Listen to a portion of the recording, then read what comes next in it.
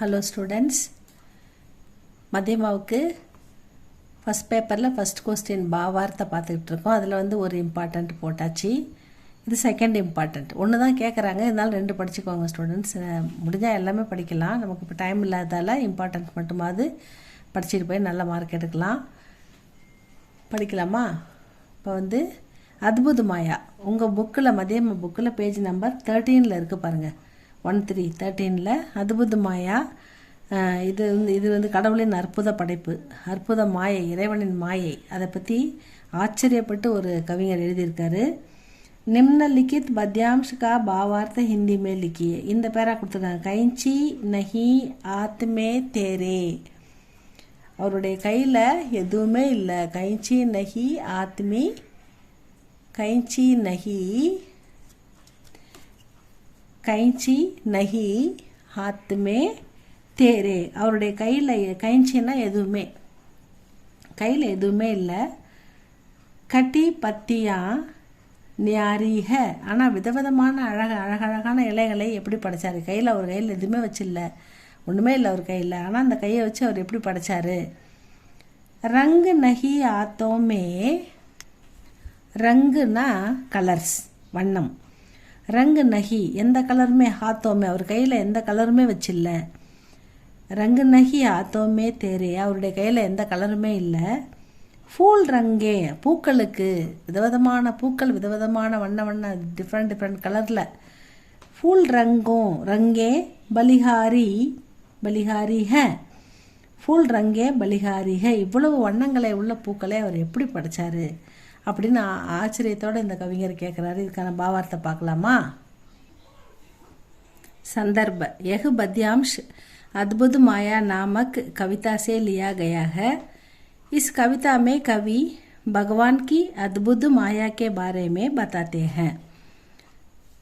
இது இந்த போயம் இந்த வரிகள் எந்த போயம்லேருந்து எடுக்கப்பட்டுள்ளது அப்படின்னு சொல்கிறது தான் சந்தர்ப்ப.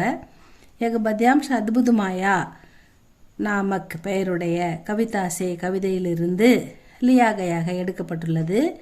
இஸ் கவிதாமே இந்த கவிதையில் கவிஞர் பகவான் கி இறைவனுடைய அத்புதமாய அற்புதத்தை, இறைவனின் அற்புத மாயை அதை பற்றி பாரேமே பதாத்தேக சொல்கிறார் அப்படின்னு சொல்கிறாங்க. பாவார்த் இன் பத்தியோமே கவி ககத்தேக. கவிஞர் பத்தாத்தேனாலும் சொல்கிறார்னு அர்த்தம், ககத்தேனாலும் சொல்கிறார்னு அர்த்தம்.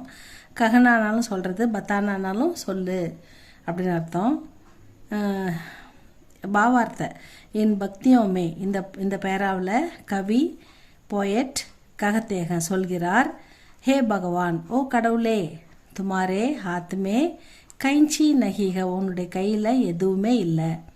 லேக்கின் பத்தே கோ கைசி இத்தனை சுந்தர் ரூப்மே காட்டா.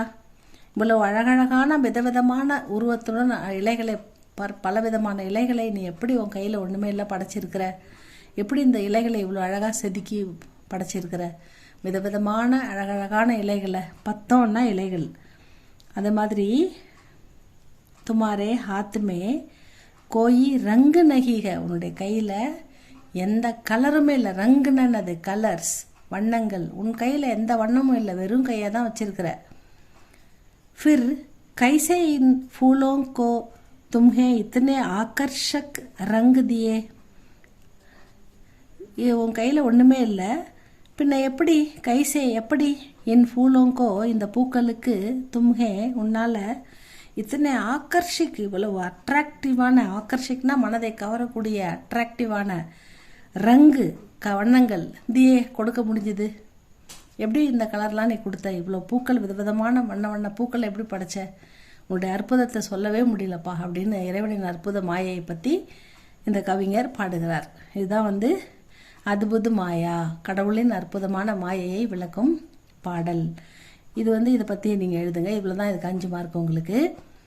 இது உங்களுக்கு பிடிச்சிருந்தா லைக் பண்ணுங்கள், ஷேர் பண்ணுங்கள் ஸ்டூடெண்ட்ஸ், சப்ஸ்கிரைப் பண்ணுங்கள் ஸ்டூடெண்ட்ஸ்.